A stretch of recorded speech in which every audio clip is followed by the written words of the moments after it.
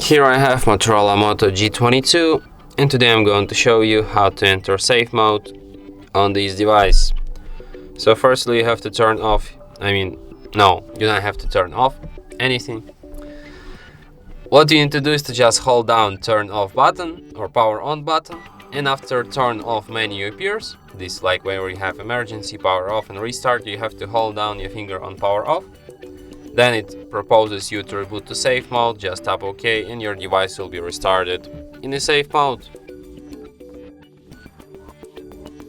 And as you can see, the sign here at the bottom says safe mode, which is the proof that we're in a safe mode right now. So if you want to quit this mode, just restart your Motorola and it will be restarted in a normal mode. And that's it. Thanks for watching. If you find this tutorial useful, don't forget to hit that like button and subscribe to our channel.